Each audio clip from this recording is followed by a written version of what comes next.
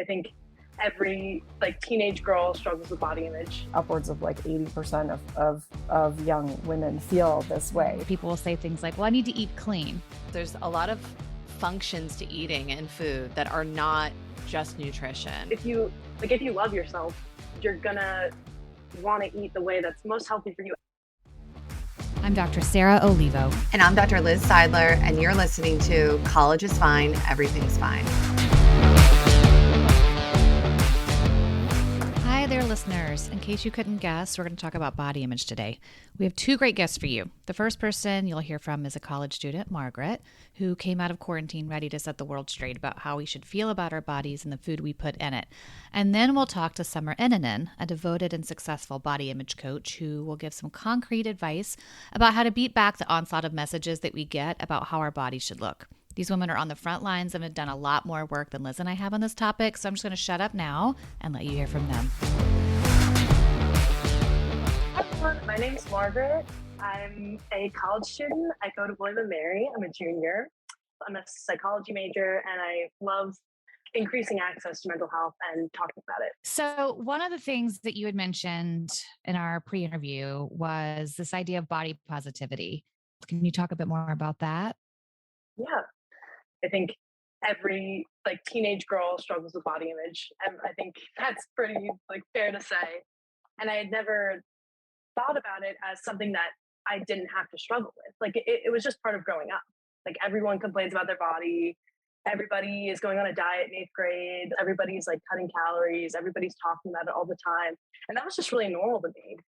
And then I took this time off. I was just by myself. I was living with my parents. I was quarantined, so we couldn't really go anywhere. A lot of time to think. And I was like, why is this what we're accepting? Why are we just accepting that everybody has to feel bad about their body? Everybody has to dislike certain aspects of themselves. I was just thinking, and this is actually something we just posted in one of our reels, essentially that joke where you have two fish who are swimming around in the water and an older fish comes by and says, oh, well, how's the water treating you today? And they kind of keep swimming around and the little fish look at each other and go, wait, what's water? Right? They're so little, they don't even realize they're swimming in it. And that is when you describe this idea of body positivity and where you think, oh my, the entire time I was growing up, I didn't even realize I was swimming in body toxic messaging, right? It was just part of the world. I didn't even know I was in the water. And the part that I think about a lot when I'm working with people in my office is how often the health culture gets confused with toxic body messaging and toxic eating messaging. So people will say things like, well, I need to eat clean. In our work, that doesn't mean anything except I need to restrict my calories, look a certain way. If I have any food that tastes good, I have somehow failed. Have you had that experience too? The confusion between healthy eating and restrictive eating? That line gets confused. I definitely relate to that. I think I've had certainly personal experiences where I've related to that. I had pretty bad stomach issues as a kid, and so I had to go on pretty restrictive diets, and that was definitely hard. It's a hard mental game of yes, I'm doing this for my health, but this is also really stressful and hard to do at college. It's very hard to cut out multiple food groups at college, try to take care of your health, try to manage your symptoms, do stuff like that. So that was really, really hard for me, and the lines were definitely blurring. So I relate to what you're saying, and I think that's oftentimes the thing that people use to come back at body positivity, body neutrality is well, what do you mean you don't want people to be healthy? You're well, you're just kind of letting people do whatever they want, and you should try to be promoting healthy eating. That kind of stuff is what people lob back at you when you say I think everyone should be able to have a healthy relationship with their body. They're well, what do you mean? People need to eat salads and eat healthy and eat 3 meals a day and all this crazy messaging. And that's a hard thing. That's a hard balance to draw. But I always say that it's not so much I think body positivity has a certain connotation in people's mind. I always usually say self-love to make it a little bit more easy for people to understand and not have this weight behind it. But if you love yourself, you're gonna want to eat the way that's most healthy for you at that time. Like if you are showing this love for yourself, that's to me, that's like automatically the healthiest decision that you could be making for your body. Whether that's eating a cookie, whether that's eating a salad, like whatever you're craving, that is the healthiest decision in that moment. Like it's much more unhealthy to restrict, to be anxious, to be in your head about it than just eating whatever like unhealthy option is coming your way. So that's the way I always try to explain it. Margaret, I'm wondering how you still exist within a culture where a lot of people haven't been able to do that yet, whether that's friends or other people directly within your community, and how you navigate that. And social media, I mean, there's a lot of things you're exposed to that are probably in the opposite direction of the path that you're on. That I think is definitely an everyday struggles of reassessing, like refiguring out what's going to work. But I think the biggest piece of advice, or like the biggest thing that helped for me, was finding a community of people who did believe the same thing in me, that did want to take care of their body, that were interested in learning about it, that were like open to talking about self-love, were ready to be vulnerable. And that was like the Neil subcommittee. So that was that community that I was able to go back on if I ever had tough interactions at school, if something was challenging me that day. I knew that I could go back to this group of people who would support me and would tell me what I needed to hear. And that's really, really important to find. I think it's so hard to go at it alone, and to like you can have all the information, but if that support system isn't there, it can be so hard to be like the only one who is standing true in those values. Right. Kind of a good tether for you there. Yeah. I was just curious if you had any resources for people listening in who are thinking, you know what? I actually don't have my support group yet. I like what this girl is saying. What about social media to follow or not to follow, or certain blogs to read? Have you found that there's some that feel like they give you the right information? And alternatively, have you seen some things where you think, you know what? I don't think for me, I need to follow this particular Instagram account anymore. Yeah. I did kind of like a social media cleanse a little bit, just because I do it kind of often, because it can kind of change depending on how I'm feeling. But I think for people to follow Body Positive, they're like a nonprofit that has a bunch of resources to fall back on. And then for people not to follow, I think that was probably pretty personal. I think for each person it's going to be really different.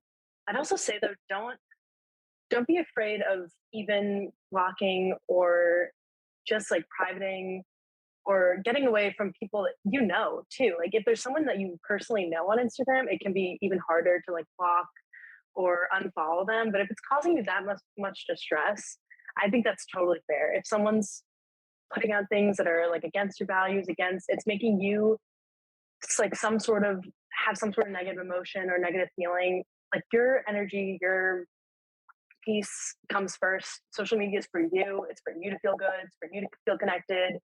And if it's not working for you, then totally unfollow. Like even if it's your closest friends, you can just like private their account or block them, and they won't even know about it. So don't be afraid of that. I love it. You heard it here, guys. It's working for Margaret. So Sarah, if you need to unfollow me later, if it's not working for you. You just had such a cute family picture of the apple picking, and I was comparing it to my family picture of apple picking and wondering if it was as cute.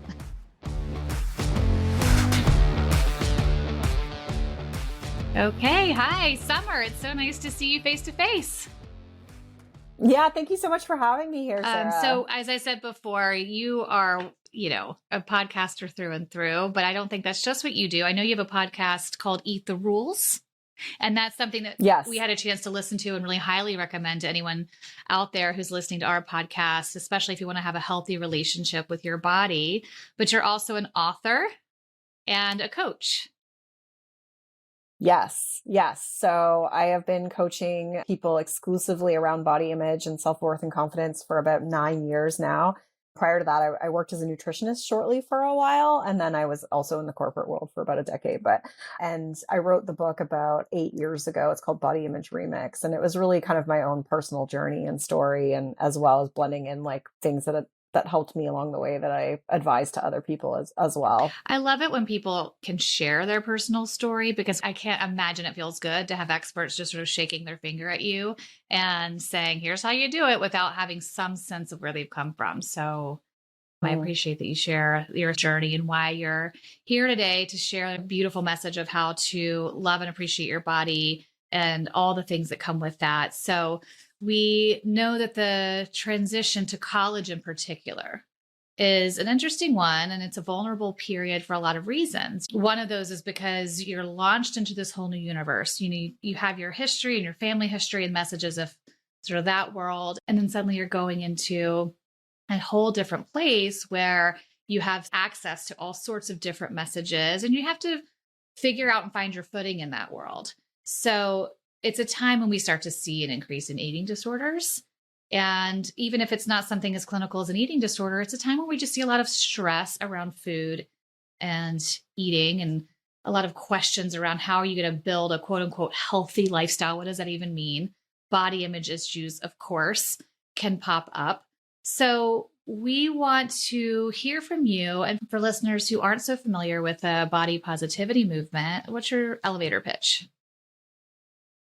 Yeah, I mean, it's really, body positivity was really a social justice movement to advocate for the equitable treatment of all bodies, because depending on the size of your body, you are treated differently in society. What body positivity aims to do really is to aim to really eradicate those systems. So saying things like fatphobia and racism and transphobia and things like that, so that all bodies are seen as equal and treated with respect and equal access. And so that's really like kind of the roots of it. And then the way it sort of comes out in the mainstream is more messaging around like, accepting and appreciating your body. But I do think it's really important to come back to the roots of it, because that can be galvanizing to know that this is really so much more than just about your own kind of individual personal journey. It's really about changing our culture so that we can all live better lives.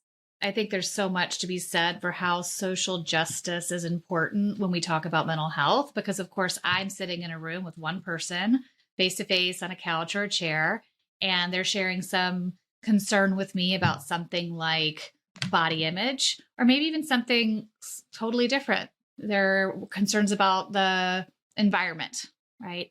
And so much of it is a place where you're like, okay, in order for this person to really truly worry less, the world has to care more. Systems have to care more. But that's a huge goal. And for today, we definitely want to give some students really concrete ways that they can start to think about body positivity and messages that you think help in that particular way. So I'm going to paint a picture for you. Okay. I want you to picture a dining hall on campus. You walk in, and there are a lot of options, a lot of food options, but also a lot of places to sit, tables of students. Some of them you know, some of them you don't know. What are some of the pitfalls and messages that you can imagine coming up in that space? Yeah, absolutely. I mean, first and foremost, it's like, how are other people going to perceive me based on just me standing here? How are other people going to perceive me based on the choices that I make? How am I going to perceive myself based on the choices that I make? What should or shouldn't I eat? And that can be based on all different types of insecurities that we might have. And so I think that it can definitely be like a bit of like an anxiety promoting environment for someone who's really sort of struggling with like, yeah, what do other people think of me? Yeah. Right. Sort of feeling like, okay, judgment's going everywhere. Judgment's inside, happening left and right. And also what are people noticing, and what are they trying to think about me? So what are some actionable steps you think that college students could make in a situation like that, where they're starting to choose based more on how you might want them to choose a food, a place to sit, what kind of group to be with? Yeah, I think that when it comes to food, it's almost like important to sort of get in touch with your body before you go into a space where you may start to feel an increased level of stress, because that could then sort of disconnect what your body's messages are.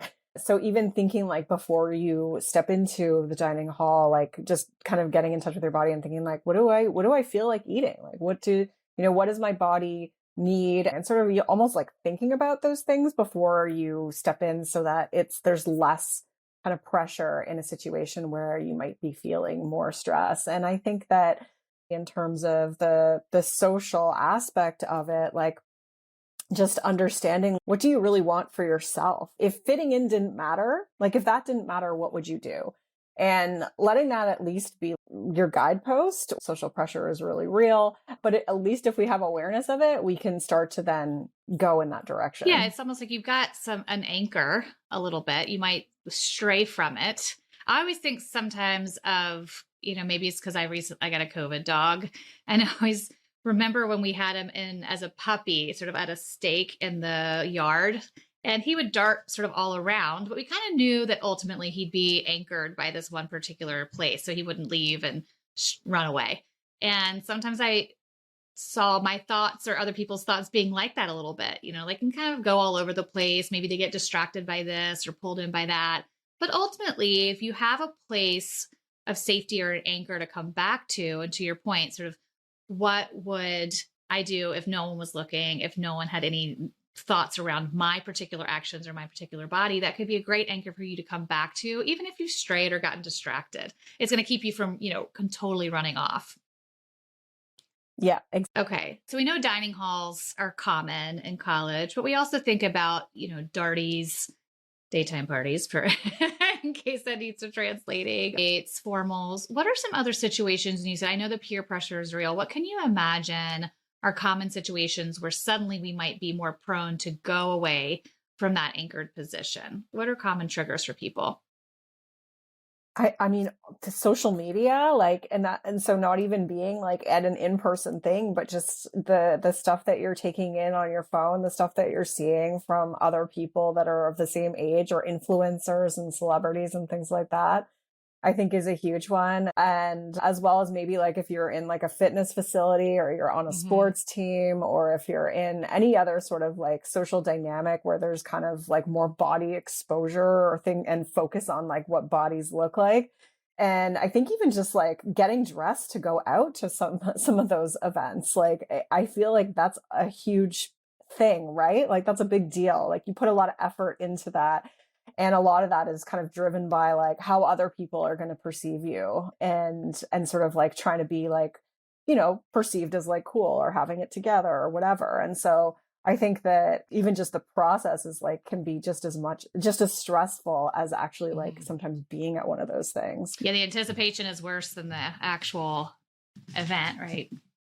There is this added pressure. I know for a lot of my college students, just thinking about the photos they're going to take. What is it going to kind of look like? Is this outfit going to look good on social media? So, Summer, are there some practical ways you can kind of give people to start to build a community around being able to openly talk about these issues? Yeah, I think that it's like, it is so important to have community. And so in person is always great if you can find it. And I find sometimes like looking at more like feminist oriented type groups are usually pretty welcoming to those discussions. So even if you can't find a group that's, specifically like around body image or body positivity, like looking at what types of more like social justice or feminist oriented groups might exist on campus or around campus.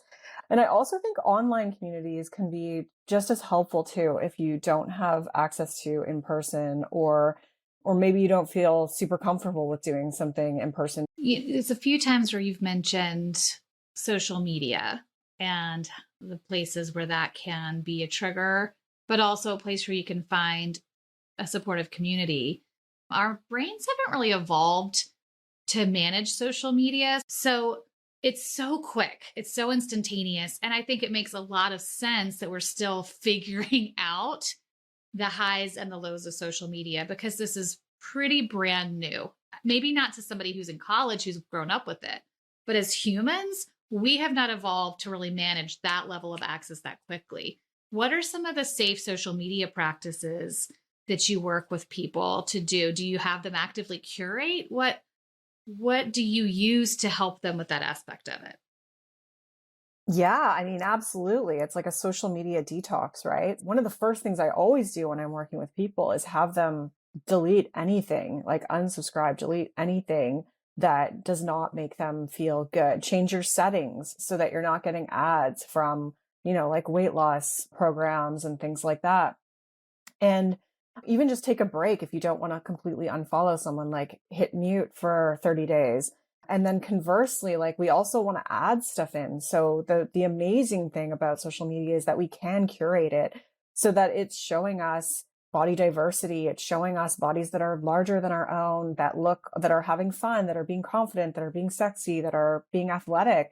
And that stuff is going to be super important towards building up a new foundation of beliefs. And so I think that we can absolutely use it as like a tool too in our toolbox to really help and change the way that we perceive our own body.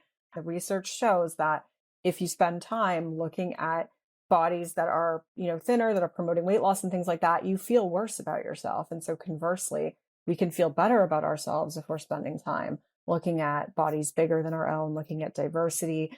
I love, Summer, that I think there's a lot of talk with my patients about decreasing access to certain social media accounts, but not being mindful about increasing. If you are going to use social media, how could you kind of curate and increase access to accounts that could modify some of these belief systems over time? It's good exposure. Yeah. And there's so many now. And like the hashtags, like if you look up fat positive or fat positivity, I suggest using those instead of body positivity, because body positivity has sort of been co-opted quite a bit. And you will see stuff that's still really promoting, thinness and weight loss under that hashtag. And so using fat positivity is a really good gateway towards then finding someone. And if you can find like a really good influencer, like say someone like Body Posy Panda, someone with like 2 million followers, or account's great, then look at like who she follows and then follow those people. And like, then you'll sort of be led down that rabbit hole and your feed will ultimately change. I rarely see stuff that like, I don't want to see anymore because I've done such a great job curating it for myself. Awesome. Yes, those algorithms can work for you. Okay. Right. So Liz, you actually found the study where in 2020, eating and weight disorders found that approximately 62% of women and 54% of men reported having body image concerns or engaging in some sort of disordered eating and, excessive restricting of calories and so on and so forth. So we're talking a lot about women. Is this just a girl thing? No. And it's getting worse for men. Absolutely. If you look at if you watch even like, I'm just thinking, like what shows young people watch, like Euphoria, or I'm even I was thinking like the latest season of The White Lotus, like my husband's like, why are all the guys like so ripped now? Like that, there's like a new standard for men too. And you look at, I'm trying to think of like some of the actors' names, like, like Chris Evans, or like, the names are escaping me, but like the guys who play the superheroes. Like Thor. All the Chris's. Yeah. All the Chris's, like, yeah. There's like literally no fat on their body. And I think what happens is like you've got this other standard for men that is like very little body fat, very muscular. So you kind of got like this twofold pressure, right? Of like you don't only have to be thin, but you also have to be like very muscular. And I think what happens with that is that it's also celebrated for guys to like be really jacked in the gym and like lift heavy weights.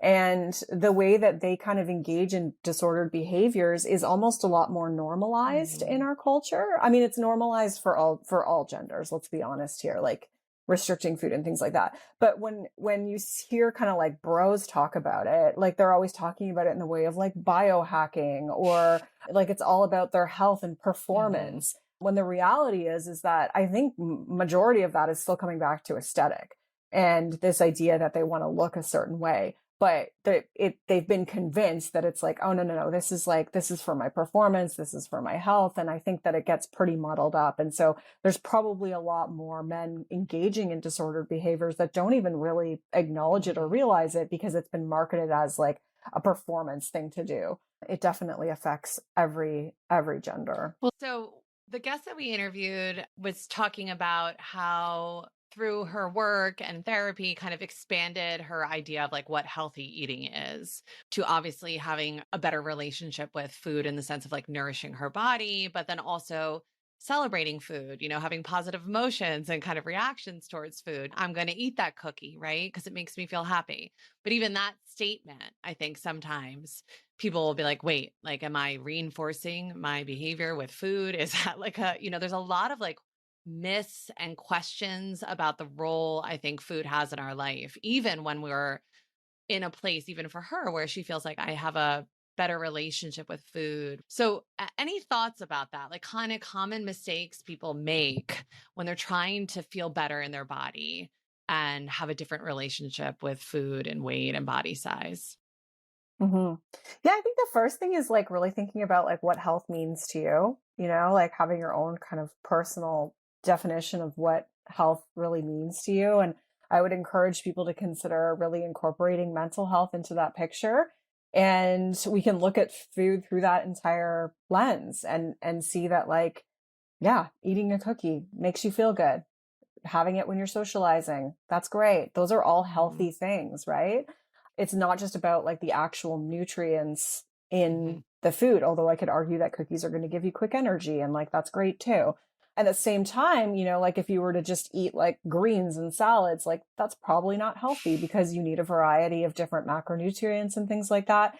As well, it might not be the best for your digestive system. So we have to really blow up what the box that we've kind of been looking at health in and see it as like this much bigger, more holistic thing that incorporates our mental health, our Mhm. emotional health, and um, as well as our physical health. Also knowing that like a lot of our health is not necessarily in our control. A lot of it's based on genetics or things like the social determinants of health. What we eat and how we move our bodies really only contributes to a small portion of that. And food can be for pleasure, simply for pleasure. Mhm. Like, again, that's healthy. And so we don't need to just look at it as like, okay, this one food has these nutrients, therefore it is healthy. Like we got to blow that all up and really look at the whole experience of it. And I think that when we can do that, it just becomes so much easier to give ourselves permission to eat the things that we want to eat and then tune into like how does that actually feel Mhm. in my body? Like does that feel good? Does that feel satisfying? And then we can make choices based on those things. It's interesting. The times where I have gotten maybe overly focused on what I'm putting in my body and how much and so on and so forth. Suddenly, so many other aspects of my life become nerve wracking. Going out to eat with friends. Okay. Oh my gosh, what are they going to have on the menu? Or I'm just not going to go out because I don't want to have to deal with it. And I don't think I can control myself. So on the one hand, yeah, maybe I'm technically eating a certain way for whatever reason, for good and for bad.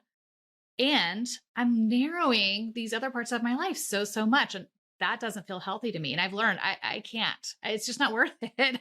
I want to be able to go and just live a sort of a little bit more of a freer life than that. At the same time, when I was in college, I'll just be honest, I pretty much lived on like pizza delivery and beer, and so I don't think I consumed one vegetable. And if I did, it was in a lean cuisine. I still Oh have probably the gosh. sodium in my body from that. That's another extreme. All right. And that can be pretty common for lots of reasons in college. I don't think you're telling people not to care one bit about what they put in their body. So how do you find that balance?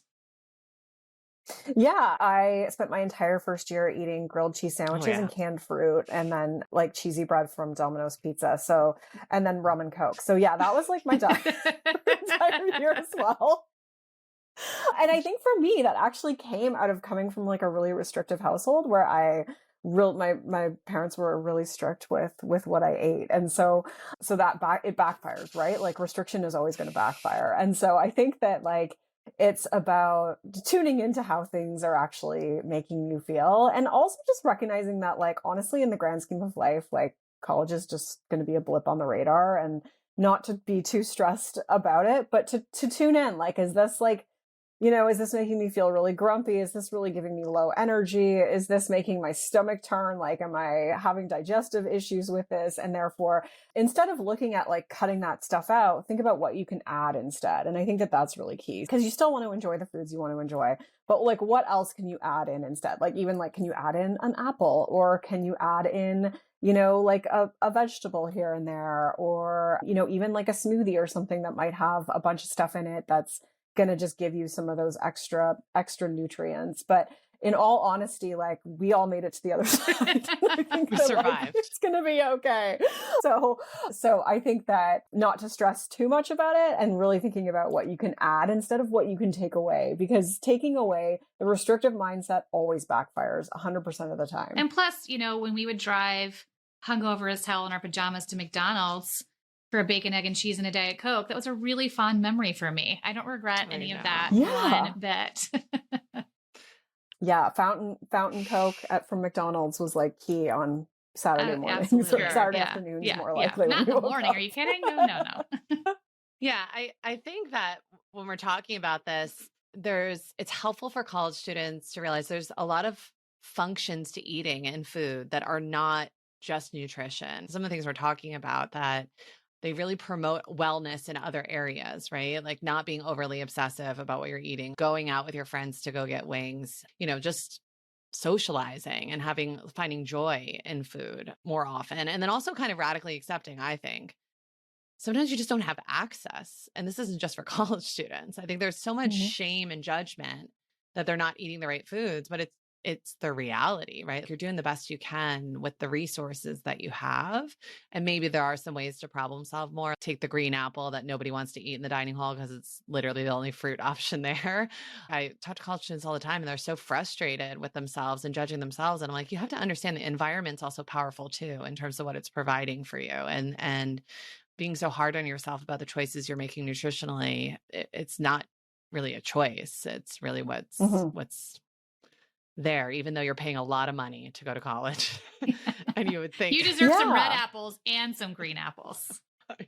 Yeah. I mean, fresh food is like extraordinarily expensive right now. And I think like also comes back to social media too. Like make sure you're not following like a whole bunch of wellness influencers that are making you think you need to be eating these like acai bowls every day to feel better about yourself, because you don't. Well, that was our next topic, I think, about the wellness culture that college students, I first of all, it's starting young. Like I have high schoolers that are on TikTok following a lot of these Instagram people. And I think it's hard for them to understand the difference between kind of emotional and nutritional wellness and like really what the wellness diet culture kind of is promoting. So maybe you could talk a little bit more about that, like what you've seen and some tips on how to avoid the infiltration of some of those messages. Yeah, the trend has really shifted towards labeling diets as wellness, and it's all still kind of, the same thing. We might be convincing ourselves that it's for our health or that it's wellness or that it's a lifestyle change, but ultimately a lot of it's still in the pursuit of thinness. A lot of it still is making us feel shame about food if we don't eat a certain way, and that's dieting. So, it's just under a different name now. And I think that we have control of what we can curate and look at, and to unfollow the stuff that is making you feel like you should be eating a certain way, or making you look at food and think this food is good and this food is bad. The way it's been structured is almost like a moral thing. It's like you're a better person if you eat this way.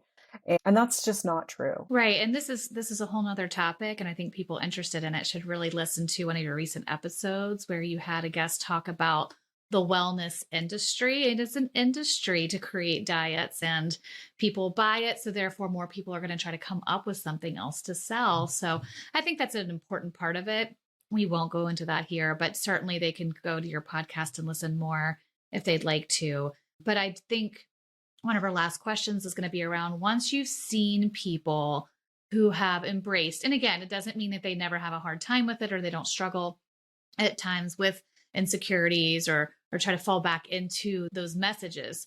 But for the people who really do embrace this, the people who are engaging in things like intuitive eating, what have you seen in terms of their self-worth?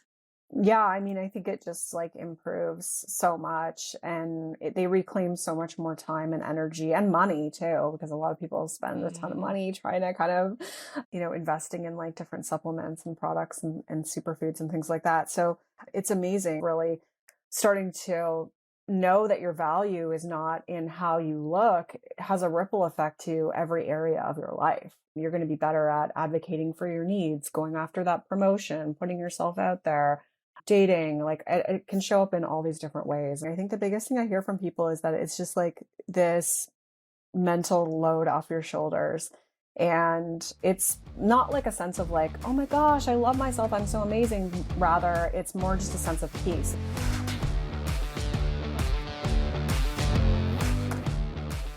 Thank you to our guests for sharing their stories and their advice. This podcast is for college students, and we want input by college students, so please reach out by text, email, or voice memo to collegesfinepodcast@gmail.com or 929-500-2231.